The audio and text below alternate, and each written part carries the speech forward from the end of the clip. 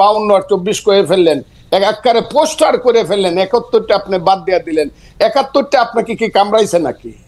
যদি আপনি 71-এ না থাকেন আমি ওদের সাথে থাকবো না। আর ছেলেরা যদি 71-এর সাথে থাকে, মুক্তিযুদ্ধের সাথে থাকে, বাংলাদেশের সাথে থাকে, যে ইয়েস বাংলাদেশ ঠিক আছে, 71 ঠিক আছে, তাদের যে নেতা, বাংলাদেশের নেতা শেরে বাংলা একে ফজলুল হক, হুসেন শহীদ সোহরাওয়ার্দী, মৌলানা আব্দুল হামিদ খান ভাসানী, শেখ মুজিবুর রহমান, আতাউল গনি উসমানী, সামরিক নেতা, I do hereby declare the independence of Bangladesh on behalf of our great leader Bangabandhu Sheikh Mujibur Rahman, সেই মেজর জিয়া, সেই খালেদ মোশাররফ, সেই 11টা সেক্টর মুক্তিযুদ্ধকে যদি তারা মানে, আমি কোনো ক্ষমতার দ্বারে তো আমি আপনাকে, আপনি শুনছেন বুঝে আমি বলছি, আমাকে প্রধানমন্ত্রী দিল, আমি 10 দিনের সময় নিব যে আমার একটু চিন্তা করতে দেন নিব কিনা। মন্ত্রী তো জীবনে কোনোদিন নিব, আমার এইগুলোর প্রতি কোনো খায়েশ নাই।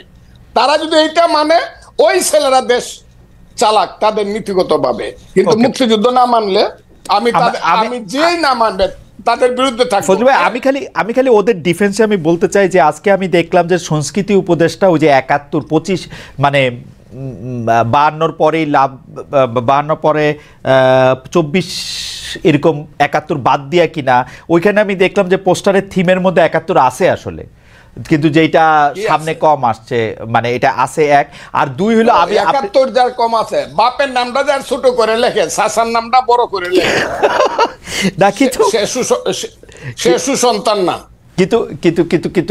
কিন্তু ফজলু ভাই, এইটা কি ঠিক না যে আমরা আসলে যে রাজনীতির মধ্যে ওদেরকে আমরা পাইলাম, এই 71টা কারো কাছেই আসলে ওরকম চেতনার জায়গায় ছিল না, তারা তো 71কে ব্যবহার করছে, এটা বিএনপি বলি, আওয়ামী লীগ বলি, চূড়ান্ত ভাবে তো ব্যবহারই করছে। আওয়ামী লীগ তো বেচছে, বিএনপি করছে ব্যবহার। আপনারা অপমান করছেন কেন জানেন? হ্যাঁ, কারণ এই মাসুদের নেতা, হ্যাঁ, সার্জিস আলম, ও আমার সন্তান, এগুলো শুনলে পরে ভাই যে কই মরতে ইচ্ছা করে। ও বলছে ইসলামিক ছাত্র শিবির ছিল এই আন্দোলনের ব্যানগার্ড। এই কথাটা ওরা আগে বললো না কেন?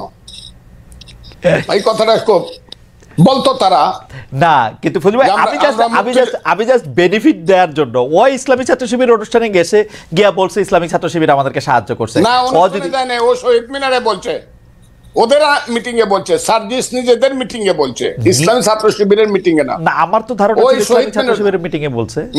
নো, ইসলামী ছাত্র শিবিরের মিটিং এ সোহরাওয়ার্দী উদ্যানে শিবিরের সদস্য, আমার মনে হয় যে ইসলামী ছাত্র, যাই হোক আমার মনে হয় যে ফজলু ভাই অনেকগুলি প্রশ্ন তুলেছেন, সেই প্রশ্নগুলি আমি একটা কথা বলে দিই আপনাকে, জি, যাই মনে করুক, যে যা মনে করুক, যে ইসলামিক ছাত্র শিবিরের পত্রিকায় লেখে যে মুসলমান যারা মুক্তিযুদ্ধ করছে তারা মাপ চাইতে হবে, আমি তাদেরকে আলবদর রাজাকারের সন্তান ছাড়া কিছু মনে করি না, এবং আলবদর রাজাকারের সন্তানের সাথে আমার কোনোদিন মিল হবে না। ওরা আমাকে কিন্তু ফজলু ভাই এইটা ওদেরকে পয়েন্ট আউট করার পর এটা ওরা প্রত্যাহার করলো, তো এটা তো ওরা বজায় রাখবে কেন?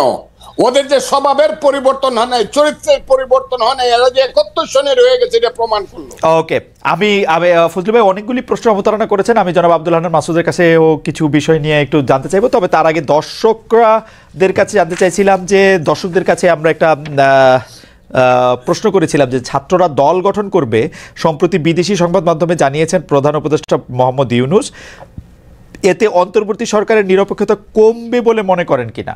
শতকরা 44% দর্শক মনে করেন যে হ্যাঁ এটা কমবে, আর নিরপেক্ষতা কমবে না মনে করেন শতকরা 56%, 63,000 দর্শকের মধ্যে ভোট দিয়েছে। ওই আমার কাছে এগুলা কোয়েন না তো, 77 বছর বয়স হয়েছে, কাইলো মরে যেতে পারে, আমার 90% বন্ধু মরে গেছে গা। ওইগুলা ওই যে আপনারা দেখান 56, 47, 77, ওই ইলেকশন হলে হাসিনা 91%, এইগুলা রাখেন তো আপনারা। আর বিভ্রান্ত আর বিভ্রান্ত, আমি বললাম তো ইউনূস সাহেব এই কথাটা বইলা, উনি যে আমি কতদিন বলছি যে 10 জন প্রধানমন্ত্রীকে জোড়া দিয়া যত লম্বা হয় তার চেয়ে বেশি লম্বা ইউনূস সাহেব। এই কথাটা কে বলছে বাংলাদেশে? এটা আমি বলছি। আমি সারা ফজলুর রহমান সারা নতুন কথা বাংলাদেশে বলার মানুষ খুব কম না, কিন্তু এটাকে আপনি রিয়েলি মিন করেন যে 10 জন প্রধানমন্ত্রী জোড়া দিলে ডক্টর ইউনূস তার চেয়ে বড়? আমি মনে করি এই যে তৃতীয় বিশ্বের 10 জন প্রধানমন্ত্রী, তৃতীয় বিশ্বের 10 জন প্রধানমন্ত্রী মানে এইটা আমার কাছে মনে হয় যে এটা ওভার স্টেটমেন্ট। উনি একটা প্রাইজ দিচ্ছেন, এটা ঠিক, উনি এই পৃথিবীতে অনেক পরিচিত একজন মানুষ, এটা ঠিক, কিন্তু জনপ্রতিনিধি না। ঠিক আছে, এটা আপনার মতামত, আপনি মনে করেন যে উনি 10 জনের মতামত। আমি আপনাকে বলি না, উনি বিশ্বে আমাদের হয়ে নাম করেছেন। আমি একটু আবার বলে ফেলতে পারি, কিন্তু উনাকে আমি এই নিয়ে উনি কেন ছেলেরাই সব করছে এই একবার কইলেও শেষ হয়েছে, দুইবার কইলে প্রতিদিন কয় ছেলেরাই সব করবে। ওকে, আচ্ছা, আরে আল্লাহ, ঠিক আছে।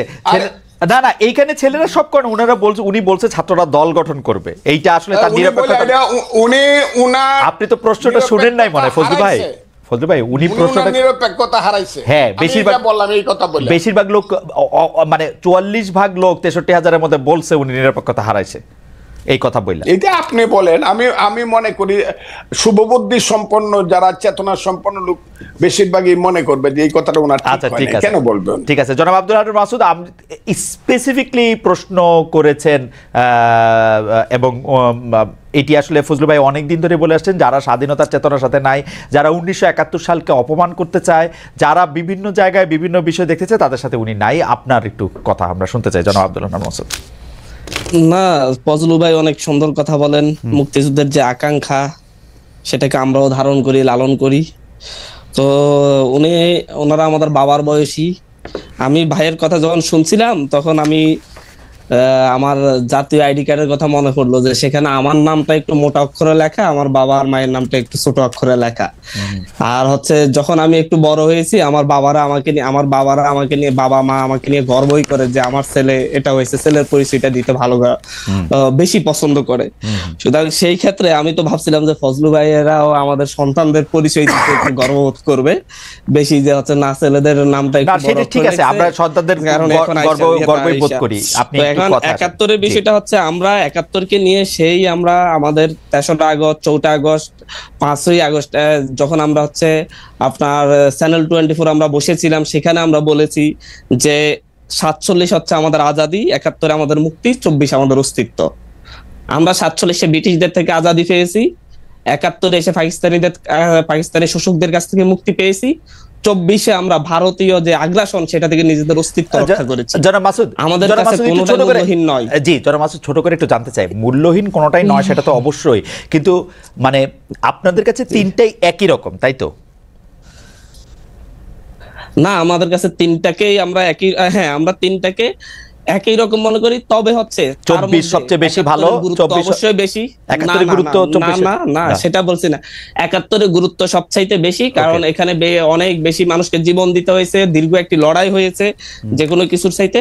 এর জন্য 71-কে আমরা অবশ্যই বেশি গুরুত্ব দিচ্ছি। ফজলু ভাইয়ের কয়েকটা বিষয়ে আমার কথা বলতে হচ্ছে আজকে। ফজলু ভাই যখন বলছিলেন যে হচ্ছে আল বদর, যারা ভাইয়ের সমালোচনা করে তারা রাজাকার আল বদরের সন্তান। তবে আমি এই কথাটাকে, ঠিক এই স্পেসিফিক কথাটাকে শেখ হাসিনার সাথে এবং হচ্ছে আওয়ামী লীগের সেই টোনের সাথে আমি একই রকম মিল পেয়েছি। একই কথা, একই ভাষায় আওয়ামী লীগের সমালোচনা করলে, মুক্তিযুদ্ধের সমালোচনা করলে আওয়ামী লীগের সমালোচনা করলে মুক্তিযুদ্ধের সমালোচনা হয়ে যায়, এবং হচ্ছে তারা রাজাকার আল বদর হয়ে যায়। স্বাধীনতার 54 বছর পরে। কিন্তু মাসুদ ভাই, একটা ছোট করে, ফজলু ভাই যে কথাগুলি বলেন, মানে এটা শেখ হাসিনার ক্ষেত্রে খুবই সত্য। আমরা যখন শেখ হাসিনাকে বলতাম যে দুর্নীতি করতেছে, উনি বলতো রাজাকারের সন্তান। আমরা যখন বলতাম শেখ হাসিনা ইলেকশন ঠিক মতো দিতেছে না, উনি বলতো রাজাকারের সন্তান বা জামাত শিবির ট্যাগ দিত। ফজলু ভাইয়ের কোন কথাকে আপনি এরকম করে বলতে পারেন যে এই ফজলু ভাই এই দুর্নীতি করছে বা ইলেকশন আটকাইছে? ফজলু ভাই তো স্পেসিফিকলি বাংলাদেশের স্বাধীনতার জায়গাটাকে একটা জায়গায় নিতে চাচ্ছে। আমি স্পেসিফিক্যালি বলছি যে হচ্ছে উনি বলেছেন যে হচ্ছে যারা ওনাকে আওয়ামী লীগের এজেন্ট বলে, এটা তো সমালোচনা যে কেউ করতে পারে, এক একজনের মতামত এক এক ধরনের থাকতে পারে, আমি সেটা মনে করি না। আমি বাইকে দেশপ্রেমিক বাংলাদেশি মনে করি এবং খুবই ওনার ভূমিকাকে করি। কিন্তু উনি বলেছেন যারা ওনাকে এরকম মনে করে, তারা হচ্ছে এরকম কমেন্টস করে, যারা তারা হচ্ছে রাজাকার। অ্যাবসলিউটলি, কারণ তিনি তো আক্রমণ করতেছেন জামাত শিবির রাজাকারের এই ব্যাপারটাকে। আমি একটু কথা বলি, আমি বলি বাংলাদেশের 2014 পর্যন্ত একই মঞ্চে জামাত শিবিরের সাথে, জামাতের সাথেও ওনারা এবং ওনাদের স্থায়ী কমিটির নেতারা সবাই উঠে যখন কথা বলছিল, তখন ফজলু ভাইয়ের মুখে আমি এই কথা শুনতে চেয়েছিলাম। আজকে যখন বিভাজন, আমরা 54 বছর পর আর বিভাজন চাই না। আমরা 24-এ দেখেছি ভারতীয় আগ্রাসনের বিরুদ্ধে যেভাবে ছাত্রদল আমাদের পাশে ছিল, সেভাবে ছাত্র শিবিরও ছিল, যেভাবে বিএনপি ছিল সেভাবে জামাতও ছিল। আমরা বলছি আপনার রাজনীতি, সবাই রাজনীতি করুন, কিন্তু হচ্ছে এরকম একটা বিশাল জনগোষ্ঠীকে বাংলাদেশের পক্ষ বিপক্ষ করে দিয়ে আবার আওয়ামী লীগের মতো সেই বিভাজনের রাজনীতি না করা হলো। কিন্তু আপনারা যে সুযোগ পাইলেই বলেন সুযোগ আমরা পাইলেই বলেন এই আন্দোলনটা আমরা করছে বলছি, শিবিররা, না, আমরা এই চলে আন্দোলনটা চলে করছে আসেন। শিবিররা, পিছন দিক থেকে পরিচালনা করছে শিবির, জামায়াতে ইসলামী আপনাদের পয়সা দিছে, বিএনপি না, করে না, নাই, এটা বামরা আমরা করে নাই। কখনো বলি না, হ্যাঁ, আমরা এটা কখনো বলি না। আমরা কোত্থেকে শুনলাম এটা তাহলে ভাই? ছাত্র দলের প্রোগ্রামে আমরা এটা করতে শুনলাম। শিবিরের শিবিরের প্রোগ্রামে গিয়েছে, সেটা আপনি বলতে পারবেন যে হচ্ছে খালেদ মহিউদ্দিন ভাই এটা কোথা থেকে শুনেছে, সেটা খালেদ মহিউদ্দিন ভাই শুনবে, আমি এরকম শুনি নাই। আমরা দেখেছি ছাত্র শিবিরের প্রোগ্রামে গিয়ে বলেছে ছাত্র শিবির আমাদের আন্দোলনে সহযোগিতা করেছে। ছাত্র দলের প্রোগ্রামে গিয়েও আমরা বলি ছাত্র দল আমাদেরকে সহযোগিতা করেছে। বিএনপি কে বলি যে হচ্ছে ওনারা আমাদের পাশে দাঁড়িয়েছে, তাই বলে কি পুরো আন্দোলন ওনাদেরকে ক্রেডিট তুলে দেওয়া হয়েছে? আপনি নিজের পক্ষে বললে তখন সেটা নিতে পারবেন, অন্য সহযোগিতা করছে সেটা বললে নিতে পারবেন না, এটা হতে পারে না।